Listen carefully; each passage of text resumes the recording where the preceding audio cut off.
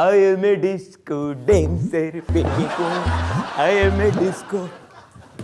ओए, कोई शक नहीं, इल्जाम है मिलॉर्ड इन पर पहला इल्जाम ये है कि ये आज जो कुछ भी है वो बप्पी दा के गानों की वजह से है। बप्पी दा ने इनको बहुत ऊपर उठाया है, लेकिन इन्होंने बप्पी दा के लिए क्या किया?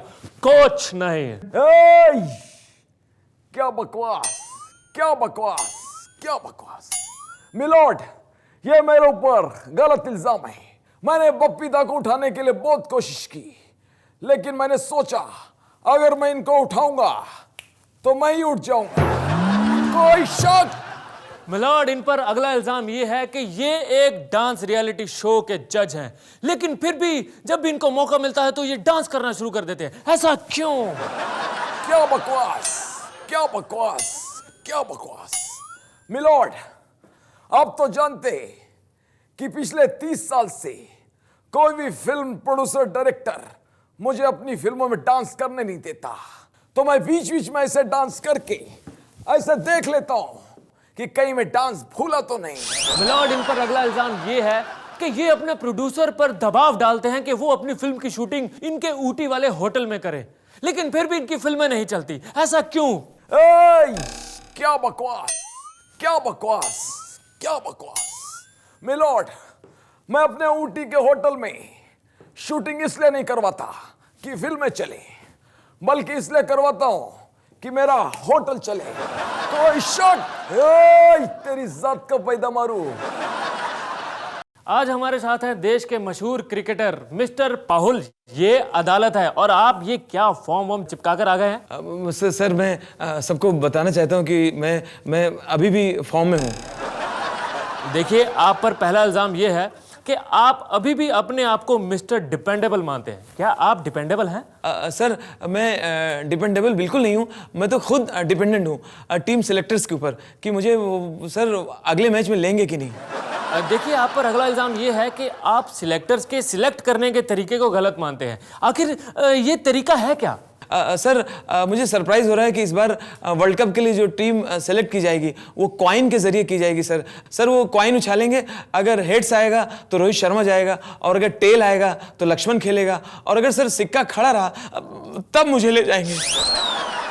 मिस्टर पाहुल, वैसे आप इतना बुरा भी नहीं खेलते हैं। Thank you sir. अभी कल परसों मैंने टीवी पे देखा, आप एकदम से चौके छक्के चढ़ रहे थे। सर चौके छक्के मारे हुए तो मुझे जमाना हो गया। आपने जरूर मेरा कोई विज्ञापन देख लिया च्यवनप्राश का। पाकिस्तान के राष्ट्रपति जरदारी पर यह आरोप है कि ये अपने ऊपर जोक लिखने वालों को जेल भिजवा देते हैं। क्या ये सच है? जनाब ये बिल्कुल गलत इल्ज़ाम है मेरे ऊपर। जो लोग मेरे खिलाफ हैं उन्होंने मेरे खिलाफ साजिश रची हुई है। जनाब मेरे ऊपर जोक लिखने वाला एक भी शख्स जेल में नहीं है। वो जो भी हैं वो अस्पताल में भर्ती हैं जनाब। मैं उनका पूरा ख्याल रखता हूँ जनाब। मैं खुद अस्पताल पहुँच जाता हूँ और उनसे बार बार पूछता हूँ, हमेशा पूछता हूँ, क्यों बेटा और भी जोक लिखोगे मेरे ऊपर? आप पर अगला इल्ज़ाम ये भी है कि आपने पाकिस्तानियों की आज़ादी छीन ली है। क्या ये भी बात सच है? जनाब ये बिल्कुल गलत इल्ज़ाम है मेरे ऊपर। जो मेरे विरोधी हैं, मेरे जो खिलाफत रखते हैं, उन्होंने मेरे खिलाफ साजिश रची हुई है जनाब। मैंने तो जनाब पूरे देश के लोगों को अपने हिसाब से चलने के लिए आज़ाद रखा हुआ है जनाब। गिलानी साहब पूरी तरह से आज़ाद हैं मेरे हिसाब से काम करने के लिए जनाब। जो ISI हमारी एजेंसी है वो पूरी तरह से आज़ाद है मेरे हिसाब से हिंदुस्तान में धमाके कराने के लिए।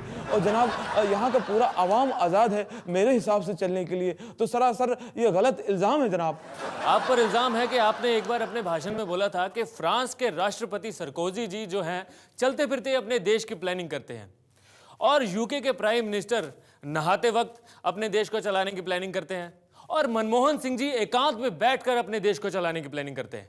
आप अपने देश को चलाने की प्लानिंग कब करते हैं? जनाब हमें प्लानिंग करने की जरूरत ही नहीं पड़ती जनाब, क्योंकि हमारी सारी प्लानिंग ओबामा साहब करते हैं जनाब। मिलॉर्ड, आज हमारे साथ कटघरे में मौजूद हैं डॉक्टर जीवन। वाह वाह वाह वाह, क्या बात है। डॉक्टर जीवन, आप पर पहला आरोप यह है कि आप गरीबों को फ्री में। बिल्कुल गरीबों का फ्री में इलाज करना ही पड़ता है। डॉक्टर साहब, आप पहले मेरी बात पूरी सुनिए। मैं आप पर आरोप लगा रहा हूं कि आप गरीबों को फ्री में मिलने वाली दवा को अपने प्राइवेट क्लिनिक में बेच देते हैं। जैसा मैं बड़ा जज्बाती डॉक्टर हूं। मेरा दिल नहीं करता कि एक्सपायर्ड दवा मैं गरीबों को दूं। आप पर अगला आरोप यह है कि आप सरकारी अस्पताल से ज्यादा अपने प्राइवेट क्लिनिक में आने वाले मरीजों का ज्यादा ध्यान रखते हो। ऐसा क्यों? जज साहब, बल्कि हकीकत ये है कि मैं सरकारी अस्पताल के मरीजों का ज्यादा ध्यान रखता हूं। हाँ, तभी तो सरकारी अस्पताल से हमारे अस्पताल में मरीज, वाह वाह वाह वाह। डॉक्टर साहब, आप पर एक आरोप और भी है। वो आरोप यह है कि आपके मरीज कितने भी सीरियस क्यों ना हो, लेकिन आप उनको नर्सों के भरोसे छोड़ के चले जाते हो।